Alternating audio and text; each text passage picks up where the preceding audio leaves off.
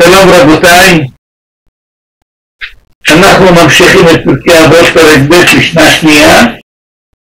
רבן גמליאל בנו של רבי יהודה הנשיא אומר, יפה תלמוד תורה עם דרך ארץ, כי יגיעת שניהם משכחת עוון, וכל תורה שאין עמה מלאכה סופה בטלה וגוררת עוון. פה כל המשנה לא מובנת. רבן גמליאל הוא בנו של רבי יהודה הנשיא. במשנה הקודמת לא קראנו רבי יהודה הנשיא, קראנו ריבי. ריבי אומר, ריבי זה רבי יהודה הנשיא. אז כתוב פה רבי רבן גמליאל בנו של ריבי. לא, פה הוא רבן גמליאל בנו של רבי יהודה הנשיא. אבל רבי יהודה הנשיא עצמו במשנה הקודמת נקרא ריבי. לא, אבל דבר ראשון. דבר שני, רבן גמליאל בנו של רבי יהודה הנשיא אומר, אני רוצה לבוא את השאלה העיקרית. מה זה גמליאל? ממתי נכנס שם גמליאל ביהדות? כל השמות שמכירים, יש להם או שם שמובן מכל מיני סיבות, או שמות משונים שיש בתנ"ך, שולי בן גד וכל מיני דברים. כל דבר בתורה זה עם כוונה, אין סתם. עכשיו נראה. וגם רבן גמליאל אחרי כמה דורות הפסיק. היו כמה דורות רק רבן גמליאל, אבל היה באמת גיגול של שמות. רבן שמעון גמליאל ורבן גמליאל בנו של רבי שמעון. אנחנו פה צריכים להבין את ההיסטוריה הרוחנית של הדברים. הגמרא אומרת במסכת שבת, הלל הזקן עלה מבבל. מינו אותו לנשיא, הלל ושמעון, גמליאל ושמעון שימשו לפני הבית 100 שנה.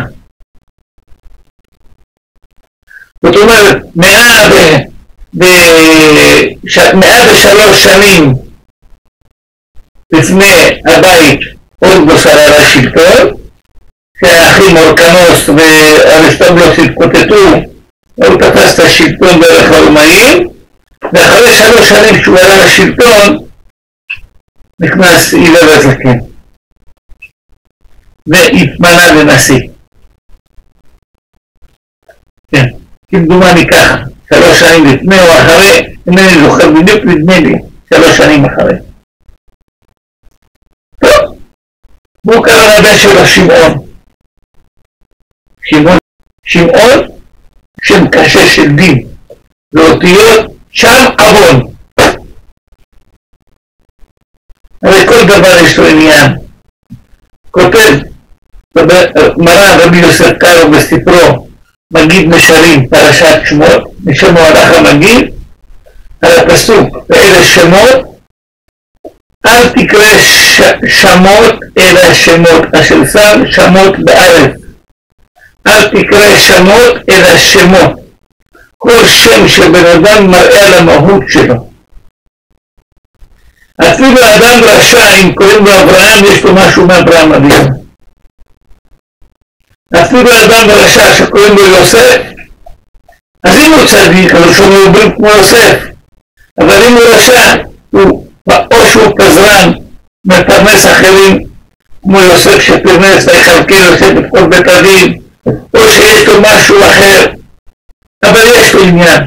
שם יוסף מראה משהו מהאישיות של יוסף. וכן על זה דרך חושב. כך כותב פירוש המלאך המגיד, אומר את זה. ולכן הוא אומר, ואלה, התורה הייתה צריכה להגיד, ואלה בני ישראל היורדים מישראלה, יעקב ובניו ובן שמעון ובן יהודה. מה זה אלה שמות? השמות ידעו, בני אדם ירדו. והשאלה של המלאך המגיד, מה אתה מתקיש פה שמות? מה אכפת לי מהשמות שלהם? מלך ישרים אומר, ואלה ירדו מישראל, ראובן ושמעון, הטוב זה השמות בשביל לדעת משפט כרונולוגי. מי זה מי. אבל כשאני אומר ואלה שמות בני ישראל, זאת אומרת, התורה מדגישה לי שיעבדו למצרים בגלל השמות שלהם. אם זה לא היה ראובן ושמעון ולוי, אם זה היה אחד מהם שהיה נקרא בשם שלמה, אולי לא היו יורדים למצרים. בגלל השמות שלהם הם ירדו למצרים. ואם אתם רוצים לדעת לפי הקבלה יותר, אם תקחו את השמות, כל השמות ל-12 השבטים עכשיו טובים, תעשו אותם בחשבון, תראו איזה מספר זה יגיע, ותראו מה יוצאים מזה צירופים. אפשר להשתגע, התורה שלנו מאין הסוף. ארוכה מארץ מידה ורחבה ממים. אני לא אכנס אתכם לכל זה, אבל התורה מדגישה במילים ואלה שמות, שזה מיותר מילת שמות, להגיד שזה השמות הם שקבעו את הגאולה למצרים. אחרת היא הייתה מיותרת, כל מילה בתורה לא מיותרת. על זה כבר עומד המלאך המגיד על השאלה הזאת, והוא מסביר את זה למראה רבי יוסף קארו בפרשת שמות, מגיד משרים. מה פתאום ניבל הזקן שהיה כל כך גדול, שהתלמיד הקטן שהוא ידע שיחת עופות וזקנים, אז מה קורה ניבל הזקן קורא לבן שלו שמעון? כדי שיהיה שמעון שם בקדושה, הוא התכוון להמתיק את הדינים. כי שם שמעון בקדושה יש לו כוח להמתיק את הדין, כי אין הדין נמתק אלא בשורשו. ורבן שמעון בנו קרא לבנו גמליאל, כיוון שקליפת נוגה התחילה אז, כיוון שבמקום הסנהדרין היו רבנים מטעמו של הורדוס שיצאו מתוך הסנהדרין הגדולה שהייתה קודם, והלכו לעבוד את הורדוס, להיות רבנים איתם. אז הם היו קוראים קליפת נוגה, וקליפת נוגה נכנסה בתוך עם ישראל, עד שהרסה אותה ביום החורבן, שנהרג רבן שמעון בן גמליאל. אז כי הדין הקליפת נוגה גברה לצערנו, אז הוא קרא לבנו, רבן שמעון הראשון קרא לנכדו של הלל לבנו בשם גמליאל, כדי להמתיק את הכוח של הקדושה של השכינה נגד קליפת נוגה. אני כתבתי את ספר ספרי שני, זה כאן מזמן אבל צריך להדפיס אותם, באמת אנשים מחפשים אותם, זה כמה כרכים. עוד חזון למועד, אני שם מספר בפרשת שופטים בספר דברים, סיפור שאני פגשתי אישה אחת, אבל שאלו אותי עליה עם כל מה שהיא אומרת לאנשים עתידות ודברים, אם זה נכון או לא, שאני אלך לבדוק אותה. הלכתי, אני כותב את כל הסיפור שם בהרחבה. זה היה בתקופה שהיה בטלסטון, מתו כמה אנשים, והיה בעיות, ולא ידעו מה זה. הלכתי אליה ודיברתי איתה, היא סגרה את העיניים והתחילה לכתוב אוטומטית. אבל אז הרוח שמתוך המוח שלה מדבר, אמר לי שהוא יתרו, ושהוא דווקא בא אליה, למה היא הייתה אשתו בגלגול הקודם, מאמא של ציפורה, חרטה ברטה, אתם יודעים מה זה חרטה? סיפורים מהשתורה. אני לא האמנתי, לא התחלתי לחקור אותו. ובסוף ראיתי שכל הסגולות שהוא אומר לעשות, הוא אומר כל מה שתעשו קודם. הוא לא גילה מעצמו כלום. הוא היה רמאי. שאלתי אותו, אתה יכול לפרש לי את הפסוק כבנת עברון לאום? אתם יודעים מה הפסוק הזה עושה? אתה לא יודע? לא שמעת? כמה דווקא היה כותב. אז גם הוא התחמק מלענות. הוא לא ענה. כשהם לא עונים על זה, זה מסריח. הם פוחדים מזה פחד מוות.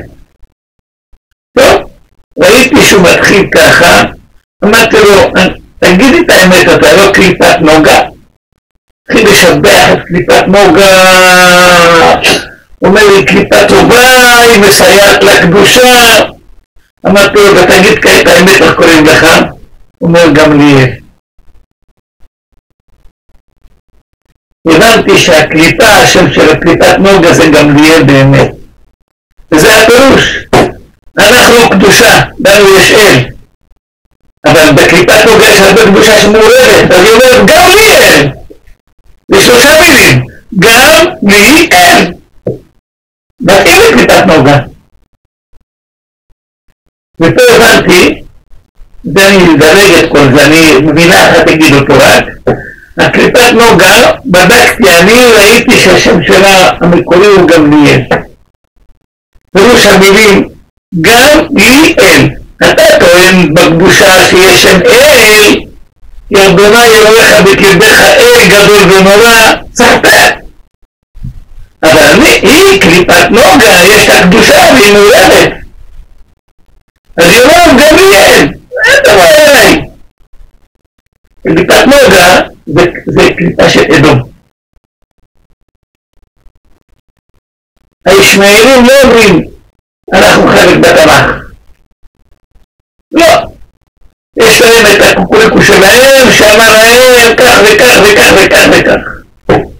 אבל הנוצרים, הם אומרים גמליאל, הם מביאים לך לעלות מהתנ"ך, הם רוצים לשחרר אותך מהתנ"ך. הם לא יודעים את ההבדל, היהודים עברית לא יודעים, חושבים שעל מה הכוונה בתולה. על מה זה לא בתולה. כל אחד יודע שעל מה זה כמו שיש האלם. כמו ששאול שאל את הגר, מי במי האלם הזה על דוד? יש אלם, יש גם על מה. כן? אז הוא שאל, אמר בבצלהם, עושים מהעלמת בתולה, ואת סיפורים, וחרטה שלו. כן? אבל הם אומרים גמליאל. התנ"ך, אחרי הברית חדשה, ונהיה ברית ישנה, נהיה חדשה, אבל הם איכשהו, הם אומרים גמליאל, כן, הם שייכים לכיתת תורה. עכשיו, אנחנו צריכים להבין במה מדובר. שם שמעון הוא שם קשה מאוד. כל הדינים יוצאים משם. שמעון ולוי אחים, אלה חמאס מחרותיהם, זה סודות גדולים מאוד של דינים קשים באיך לגרש אותם. רבי נחמן מברסלב כותב, נדמה לי בספר המידות, אדם שרוצה לגרש רוחות מהבית שלו, יקנה מחטים חדשים, על דעת, לא בשביל לתפור, על דעת זה, וידביק בכל חלון או בכל דלת לרצפה או בכל חלון ככה שהקוץ של המחט החוד ילך החוצה, ידביק בצד בכל החלונות בהדלתות של הבית, ועל כל אחד יגיד שמעון ולוי אחים כדי חמאס מחרותיהם. דומה רבי נחמן. ורבי נחמן, מי שמכיר את רבי נחמן יודע שרבי נחמן זה משהו גדול. גבורה, הם נקראים אחרי דינה. זה רק הם אחרי דינה? כולם היו אחרי דינה. אחים של דין. זה תת של דין. אנחנו עושים ל"ג בעומר ורבי שמעון, למה? מי זה רבי שמעון? רבי שמעון היה תלמיד של רבי עקיבא, בגלל שהוא היה ניתן בגבורות בשעון בן יוחאי. הגמרא מספר את הרב, רק להסתכל על רבי יהודה בן גרין שהלשין על מה שהוא אמר נגד המלכות, נתן בו עינה ועשה עוגה של עצמות. גם כשהוא הלך ותיאר את העיר טבריה, אתם יודעים מה זה תיאר את העיר טבריה? זה ירושלמי מפורש. גמרא אומר בבבלי שהוא אמר שהוא רוצה לעשות משהו לעם ישראל כשהוא כמו תעודת הודיה, אז שהוא יצא מהמערה, אז אמרו לו בטבריה יש שכונה ענקית שמלאה מתים ולא יודעים איפה הם נמצאים המתים האלה, והכהנים לא יכולים לעבור אותה, צריכים לעשות בעקיף, תגלו איפה המתים שיעשו שם מצבות והכהנים בחום אחר כך בעמוד. אז הוא מה עשה? הוא לקח סדינים ופרס על המקום והזכיר שם קדוש, כל מקום שהיה מת היה נרתע במקום. בתחתרו פה עושים מת, עושים מצבה. היה אחד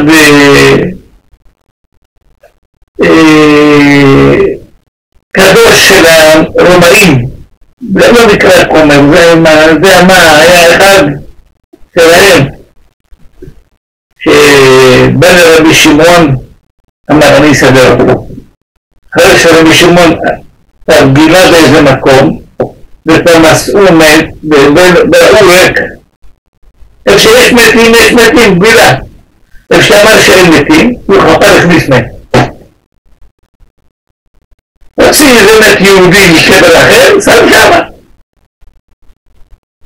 הוא בא לרבי שמעון לפני כולם, אומר לו רבי במקום, לא מבין מה אתה אומר, הוא אומר ניקיתי, טוב שיש, הוא רואה בטומאה שלו שיש פה מת ואתה לא ראית, הוא אומר רבי שמעון לא ייתכן, בוא נלך, הוא אומר בוא אני אראה לך, לקח אותו פתח, הוא אומר תחתרו, הוא מת, רבי שמעון הבין שהוא הכניס שם מת בשביל סיפור, אמר שמע, אני יודע את האמת, אתה אומר שיש פה מת וזה המת, אני גוזר כעת עליונים למטה, תחתונים למעלה.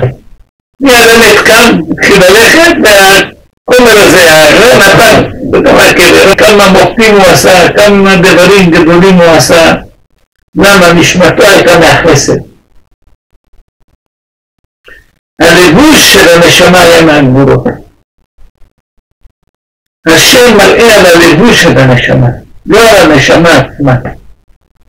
עכשיו, מה היה באותה תקופה של גילה זקן? התפרקה הסרדרים, עוד לא סרס את הסרדרים, הוא רצה להמתיק את הדין, הוא קרא לבן שלו שמעון. אז קליפת נוגה התחילה להיכנס להגיד גמליאל, לכן הבן שלו זה רבן גמליאל. ביום החורבן קליפת נוגה גברה. אז רבן שמעון, שזה דין קשה, בן גמליאל, נעשה הרוגע ברוך. עכשיו אנחנו מדברים גדול, שהיהודים התחילו לשמור תורה ומצוות, וללכת אחרי המשניות, אבל יש תורה שבעל פה שנכתבה. אז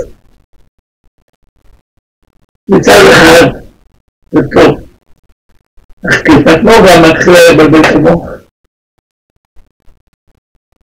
הוא בא לבלבל פה איך רבן גמליאל והיה כוח שלו חזק נגד קליפת נוגה. בגלל מה? בגלל שהוא בנו של רבי יהודה הנשיא, לא בגלל שהוא הבן של רבינו הקדוש, בגלל שהוא הבן של רבי יהודה הנשיא. מה ההבדל? יהודה זה סוד של ביטול קליפת נוגה. אומרת הגמרא, לא היה אדם שהודה לקדוש ברוך הוא לפני לאה, שהיא אמרה אתה פעם מודה את השם ותקרא שמו יהודה, ולכן המשיח יצא ממנה. זה סוד של השכינה לאה, זה סוד של יהודה, זה יבטל קליפת. כשמודים להשם מבטלים את קליפת נוגה.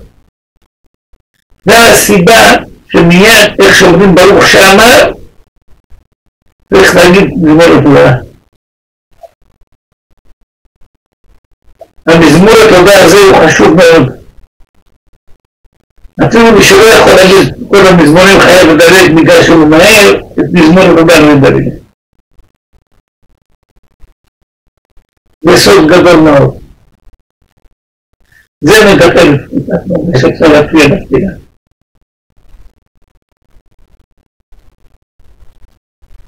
זה הודות להשם. עכשיו, ביטור רבן גמליאל בנו של רבי יהודה הנשיא, שביטור נשיא הוא גבר על הוא סוד השכינה. השכינה כשהיא גובלת על הקליפת נוגה, כי הקליפת נוגה היא מתחת השכינה, השכינה היא בקדושה. הקליפה מתחתיה מיד היא קליפת נוגה, כמו שמזכיר נרבי יחזקאל, שיש דמות כבוד השם ויש קודם קליפת נוגה ותוכה דמות כבוד השם. זאת אומרת יש 4 קליפות, הקליפה הרביעית שהיא הדקה ביותר היא קליפת נוגה. היא עושה בעיות. איך היא מוציאה בן אדם מהתורה? היא לא אומרת לו אל תלמד. תלמד, מעלת התורה היא גדולה מאוד, אבל תשמע, אתה צריך לעבוד. אם לא תהיה גמר, נתו איך הפרנסה. תעזוב בישיבה 2 תלמד מקצוע. אחר תחזור תלמד כל החיים, תהיה בהייטק, תשב 2 בבית עם המקלדת, ותלמד כל היום גמרא. אבל ברגע שהוא יצא מהישיבה והלך ל2 ללמוד, הוא יחזור לא עם מקלדת, הוא יחזור עם גויה. תלמד. ככה הוא מוציא. קליפת נוגה רוצה להוציא את הבן אדם. הוא אומר פה דבר משונה. מה אכפת לי תשכח מהארון, או לא תשכח. בשונה הוא לא שכח לי. הוא אומר, יפה תלמוד תורה עם דרך ארץ. הוא לא אומר עם עבודה. דרך ארץ. הכוונה לעבודה. דרך ארץ הכוונה שתעבוד שיהיה לך פרנסה. דרך ארץ שתעשה משהו. שהגיעה שניהם משכחת ארון. תשכח או תשכח. אם היום שהגיעה שניהם מונעת מהארון, תחתן, אני מבין, אני אין לי בעבר עושה. אבל הגיעה שניהם משכחת ארון? מה זה ייתן אם זה משכח? עשית ארונות, שכחת אותם פעמים מזמן. כאילו בחור לך. ידעו אותך בגלגול הלילה, גם כן מלפני 2000 שנה שכחת עליו ולעבוד. אז מה כמו שאני מגיע שניהם משכחת ארון? הוא בא להסביר לו משהו. ומה זה יגיעת שניהם? זה שירים של שניהם, תלך יגיעה? אחר כך הוא אומר, בכל תורה שאין עימה מלאכה, סופה בטלה וגוררת הבא. אם אדם לומד תורה ואין מלאכה, זה יגרור לעבוד. הוא יהיה חייב איכשהו פרנסה, אז זה יגרור לעבוד. או גזל, או שקר, או מה. אבל הוא מתחיל ככה. יפה תלמוד תורה עם דרך ארץ. שהגיעת שניהם משכחת. יגיעת, מה פירוש לדברים האלה? תראו, לימוד תורה זה משהו גדול. אבל בשביל לימוד תורה צריך קודם כל להיות פרוגרם מפרנסה. אז באמת, קשה. אבל מה עושים? הקליפת נוגה היא מחפשת את העבודה בעיקר. ולא ייתכן שאדם ילמד שעה-שעתיים, זה שייך בדורות שעברו. רבי יוסף בולטוך, אתמול היה הפטירה שלו. היה מטפל רחובות. כל בוקר מטפל רחובות של תל אביב מנקה אותם, גומר, ויושב ולומד. רגע אחד לא מפסיק מלמוד. היו. אחד היה מודד. אני הכרתי אותו. עליו השלום. הוא היה מודד. בשואה, כשהנאצים השכיבו את היהודים על הרצפה ודרסו עם סוסים עליהם להרוג אותם. כשהסוס הגיע אליו הוא ברח אחורנית והנאצי התהפך עם הסוס, הסוס הרג את הנאצי, הוא נשאר בחיים. איך קראו לו? ארבלוביץ', כן, אני זוכר אותו. אני מגרש אנשים מהבית שלנו בהתחלה בצעקות. אני זוכר את זה, אני ראיתי פעם כשהוא דיבר עם אליהו הנביא. אני נכנסתי לבית, הוא היה גר בבני ברק, שם בשיכון, הוא לא דיבר איתי, עכשיו חצי שעה בלי לדבר איתי, באותו חצי שעה הוא דיבר עם אליהו הנביא. אלה היו אנשים שכל החיים שלהם בקבלה, והמקצוע שלהם היה מודד. אתם יודעים מה זה מודד? לקחת את העמוד, בכביש, ברחוב השני שעוד אחד, עושים את בשטיחמוס, ועושים אותו בצורה אחרת. לדעת את הגובה של הכביש, איך לסדר אותו, מודדים. זה היה עבודה שלו, הוא בא לארץ. אבא שלי היה תחת. היה חסר עבודות. לא היה חסר עבודות. כורך, אתה לא יכול לעבוד איך תהיה כורך, לא רק בהגדה יש כורך, גם במציאות יש כורך. היום יש כורך אחד והספקך לכל הכרחייה, הכל דרך מכונה עבודות אוטומטית מקפלת בסדר בתים. אבל היה צריך לעבוד 100 אנשים עובדים כורכים, בשביל כניסת אחד. היום המכונה עושה את הכל. לחצה לכפתור, היא מכניסה את הדעתים מהתפיסה, והיא מקפלת את הדעתים, מוציאה אותם. אין מה לעשות. לקחת אותו ישר בהדבקה, ויש כאלה שזה כאן מדביק. כך שלושה ימים, הוא עושה את המותק מנייר ריק. זה היה לוקח.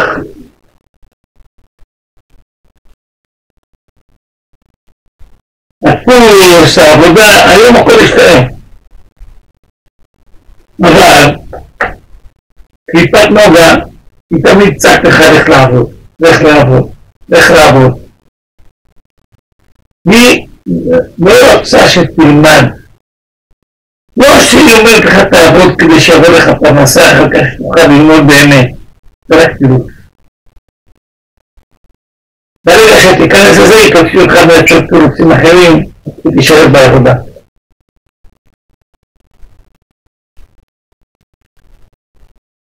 מה זה עושה? עשיתי אדון. קליפת נוגה לא רוצה שאני אעשה תשובה. הוא רוצה להשכיח אותי מהאבון. אז היא מוציאה אותי שאני אלמד תורה, שאני אתעייף, ואני אלך לעבוד כמה שעות, ועוד יותר אתעייף, אני אבוא ברגע ואני מתעייף, צריך ללכת לישון. בקושי אני אומר ערבית, סופר עומר אם יש עומר או לשכוח משל הספר, ידע לישון. אז מה, אתה שוכח בכלל מהעוון והסובר התשובה. אדם צריך כל לילה לפני השינה לחשוב כל היום מה שעשיתי ולעשות תשובה בערב. כך כותב בזאת.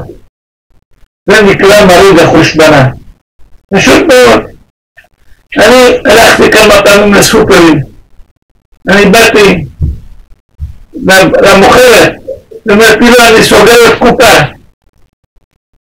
היא סוגרת קופה. מה זה סוגרת קופה? יושבת רבע שעה, כל הניירות, מה שמכרה, מה שקנתה, כמה נכנס, אם זה מתאים, לא מתאים. ואם יש לה יותר עבודה, אז היא גם רושמת מה נמכר, כדי לדעת מה להזמין. מה יש במלאי, מה נשאר, מה לא נשאר. זה נקרא לסגור קופה. אז אם בשביל חנות, בשביל למכור כמה דברים, לסגור קופה, אתה צריך לשבת חצי שעה. לסגור קופה על כל החיים שלך אתה לא צריך. כל מה שעשית כל היום, כמה התפללת, כמה למדת, כמה עבדת, כמה שיקרת, כמה מכרת ברמאות, כמה היית ישר, כמה עמדת בניסיון, כמה לא עמדת. אתה עבדת כל היום, אתה תיתן דין לחשבון. כל אדם בלילה נותן דין לחשבון. אפילו שהוא לא יושן. הוא חושב, לא ישנתי, לא מתחמק, לשנייה אחת שהוא מתנמנם מספיק. שנייה של נמנום. ותתפלאו לשמוע. כולם עושים טביעת אצבע. כל אדם באצבע שלו חותם כל לילה על כל מה שעשה. בטביעת אצבע.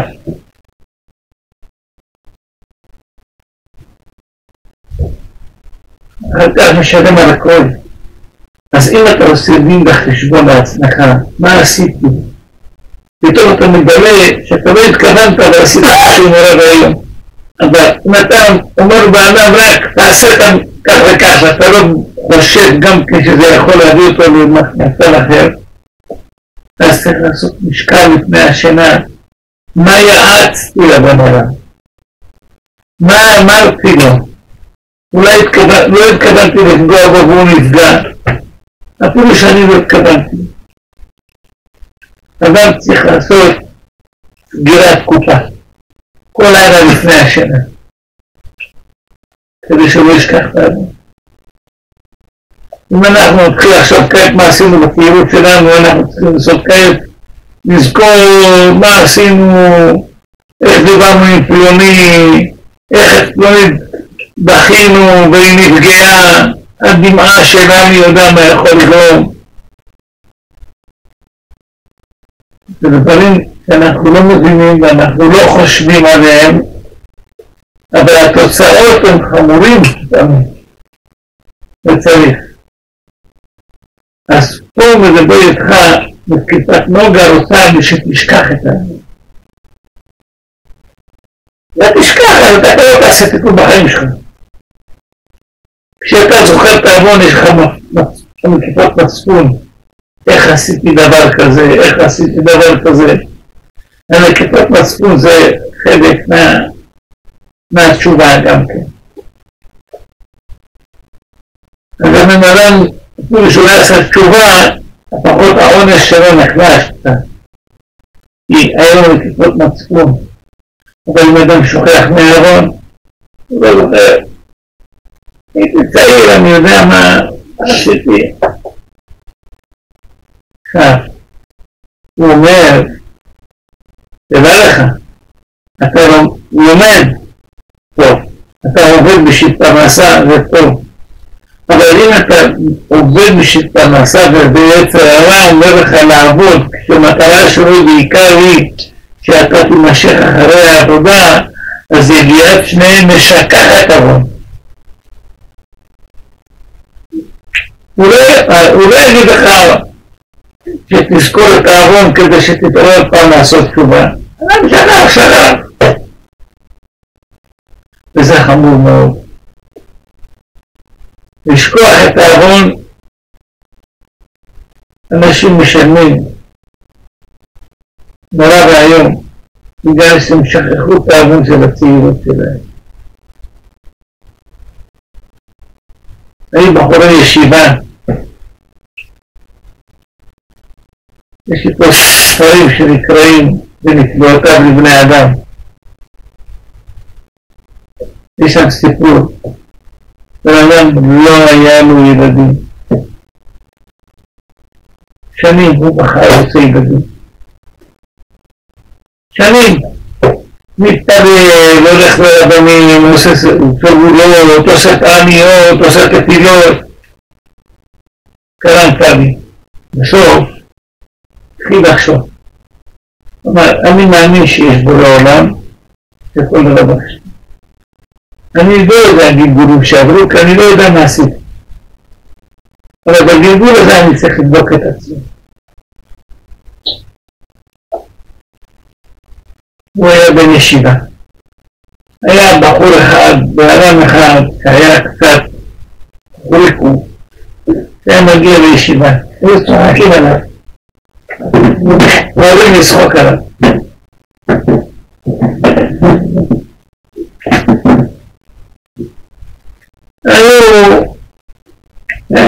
כשלא נאמר כזה לעשות את הקונדס, להזיז את הכיסא מפה, לדבר איתו במבטא שלו, קצת עם גמגומים, קצת עם זה, קצת לראות איך שהוא עושה שטויות, הוא פעם אחת עשה לו שטות. פתאום הוא התעורר אחרי 50 שנה. הלך לחפש את הבן אדם. מצא אותו זקן. זקן כל פרח. אומר לו, תשמע, לפני 40 וכמה שנים ישבתי בישיבה ואתה באת ואני רעדתי. אומר, כן, אני נפגעתי ממך. אני עדיין זוכר אותך. חשבת אותי שאני עני ואני מוגבל, אתה יכול לצחוק עליי. ואני נפגעתי מזה. אומר לו, אני מבקש מחימה. אומר לו, אני לא רוצה למחול לך. לא רוצה למחול לך.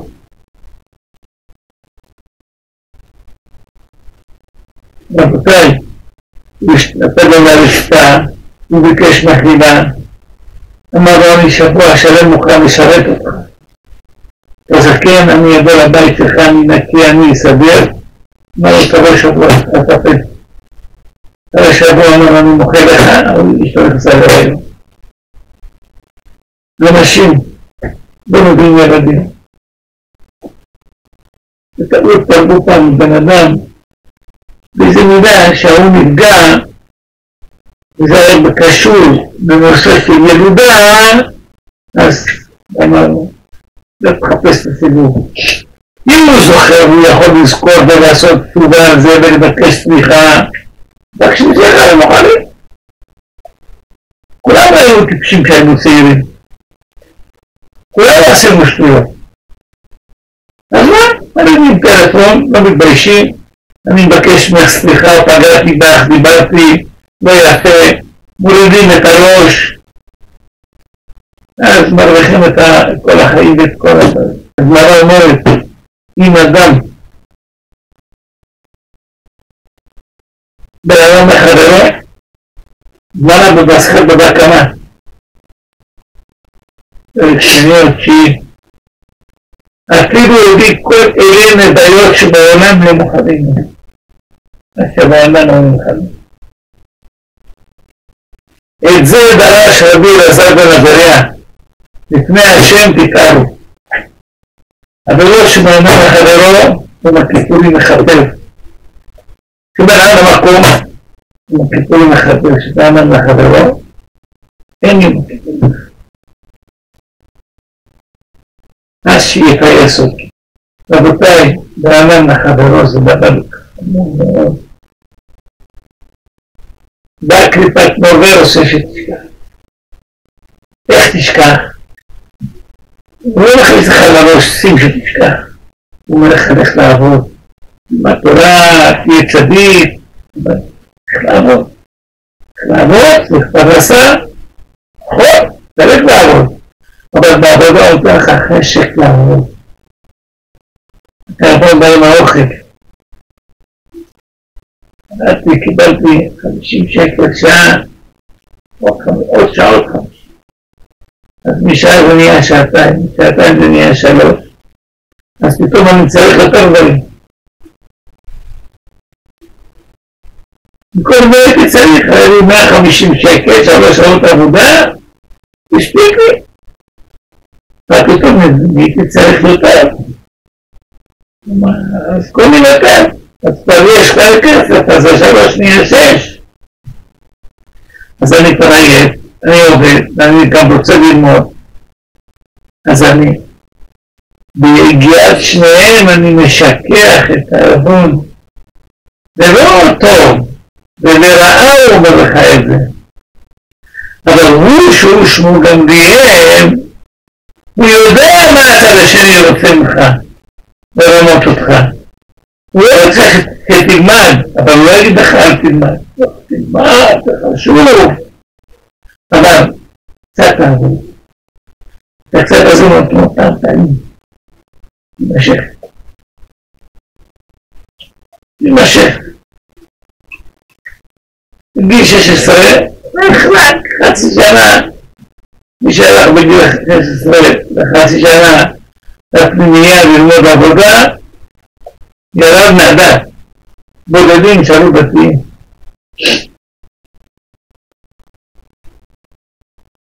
למה? זה העבודה של קליפת נוגה. אז זה מה שאומר רבן גמליאל בנו של רבי יהודה הנשיא. יפה תלמוד תורה עם דרך ארץ. הוא לא אומר טוב, הוא אומר זה יפה, זה חשוב. אבל כשהגיע שניהם לשקעת טובו. תיזהר. אבל מה, מצד שני, בכל תורה שאין עם המלאכה, אותה בטלה. וגוררת אותו. אתה חייב לדאוג לפרנסה. אז אדם, הוא מתחייב לאשתו בכתובה את הפרנסה, לפרנס אותה. ואנה אזון ולפרנס אותך. הוא לא יכול להתחמק מזה. התורה מצווה אותו, שיראה כסותה ועונתה לא יגרע. אדם מתחייב לאשתו את שאירה. שאירה זה אוכל, מזון, כסותה זה ביגוד, ועונתה, אתם יודעים על זה. אם הצליחה, היא מרגישה צורך, לא יכול להתחמק, אם היא טובה.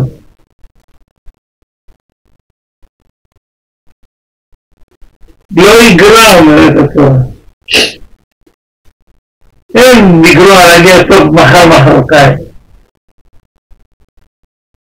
אז אני חייב לפרנס את האישה, אבל אני צריך ללמוד.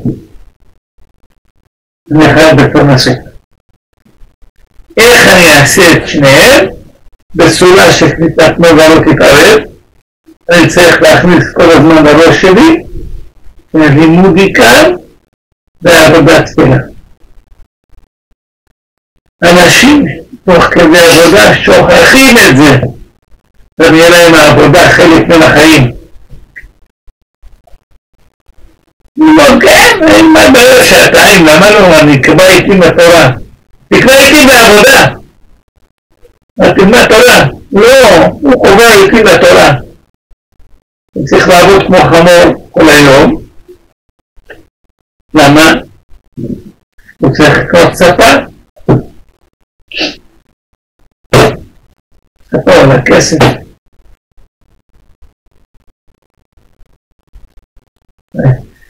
יש פה כיסא אחד, הנה הוא יושב עליו. אתם יודעים כמה עולה הכיסא הזה? כמו 5 כיסאות כאלה.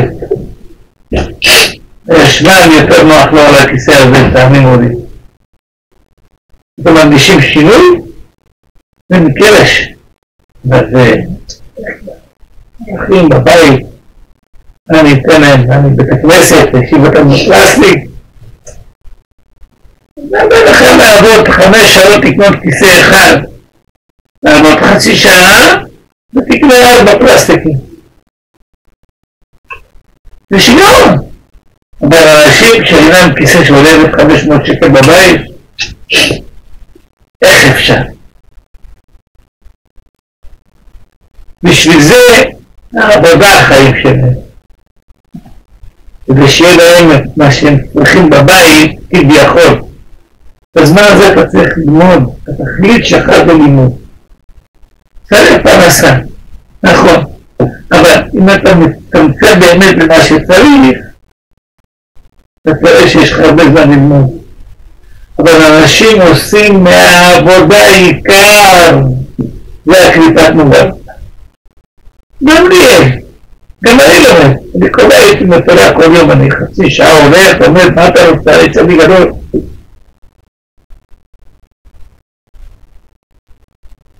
רק ביום הכיפורים אדם אומר בטעות, גדול גם אומר, על חטא שחטאנו נתמך בביטול תורה.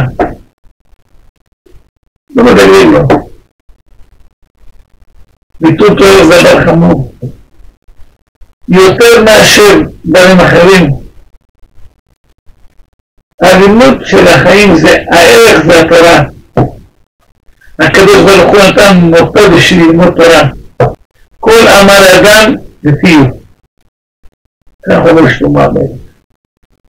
הפה של האדם זה הדבר הכי קדוש באדם. חוץ מהפה ולימוד תורה. אדם בא לעולם בשביל פיו. לימוד תורה שלו. כן, צריך גם לאכול בפה. אתה אוכל באותו פה שאתה לומד. מדוע? מהפה בא, כשלימוד תורה והאוכל בא לחשבון הפה. אבל באותה פה בשביל שהשכנים יגידו לו איזה סלון יפה, לא תמות בלי סלון.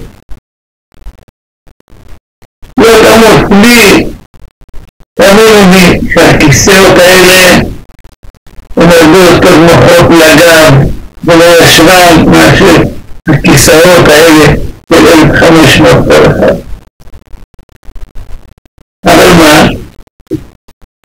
אני הייתי בבית של הרבה גדולי ישראל. מה היה להם? לא היה להם בריאות כמעט בכלל. זה לא עניין אותם, שזה מיעוט גדולי ישראל. זה לא עניין אותם. צריך, אז יש מה שצריך.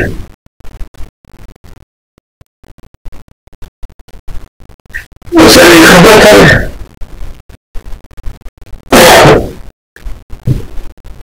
הבן שלי, שהתקפל עליי קודם, שהיא בני, שהוא היה בחור צעיר, הוא הלך פעם אחת במושב שרשרת, במושב של טוריסאי. הייתה שם הרב רפאל קביל צבן, היו שם כמה גדולי ישראל באמת, תמיד החכמים. הוא אומר, ישבו על הרצפה, חבר'ה, אין בריאות, ישבו על הרצפה. כולם צריך כוס קפה, כוס תה, לא? אומר לי הבטיח אחד, ביד שברו אותו, לא בקסמים ולא כלום. לקחו כל אחד חתיכה מהבטיח, מאכלו. עד שגבו את הבטיח, עברו את כל הש"ס בראש שלהם, כל השאלות והחקירות שהיה להם בבתי הדין, דנו בהם ופתרו אותם. ישבו 4 שעות גמרא, כל המסכתות, כל העניינים שבראש שלהם, נגמר הבטיח, בורא את פשוט אחד ובא.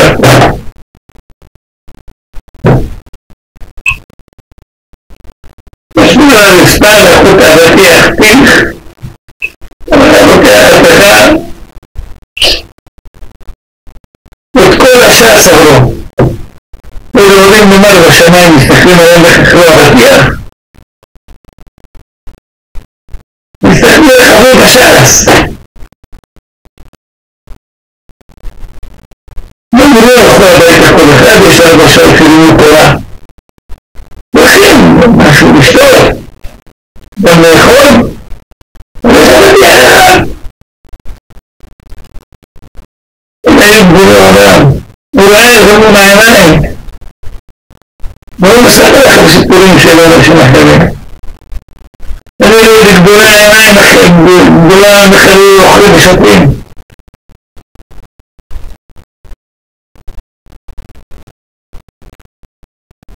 אני ראיתי איך הם היו יושבים, מה היה בראש שלהם. הם פשוט מאוד בחסו דבר אחד, לפני מהשני. דרך מה שקליפת מאוד הרוצים שלא תעשו. הם עשו עיקר מהלימוד וטפל מהעבודה. לא הפוך. אנשים יש להם בית, להיכנס לגור, נכון? יש להם כניסת מוסדות.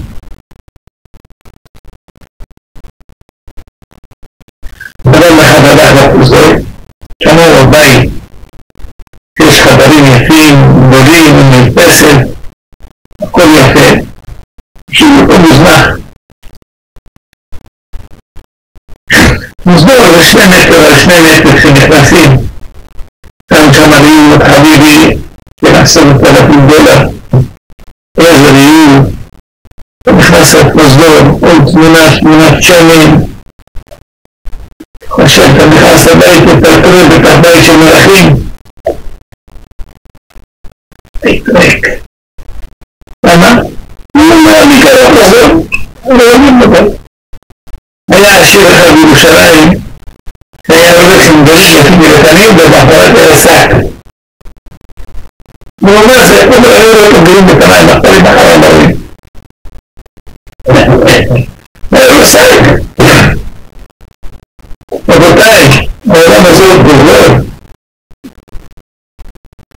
הוא כזו. אתם היום צעירים, הוא מבטיח לכם שיום אחד יהיו זקנים. זה לא שאלו חיים. אז תסתכלו אחרת עליכם. בלי מבוגר מסתכלים אחרת. עכשיו אתם מסתכלים על הכזאת, חייבתם. עוד קצת לפעמים. החברים מזניחים. אבל בסוף הם תיכנסו מהחברים, אבל זה יישאר כאן. אז מה יהיה? אם אתה עושה עיקר מהעבודה ואיך בבוקר לעבודה, אני לא יעבוד 6 שעות, 8 שעות, מה? אני צריך לתרס לבנק, בבנק חכמו. בסוף אולי אין לזה כלום. ועזרו לאחרים חלם.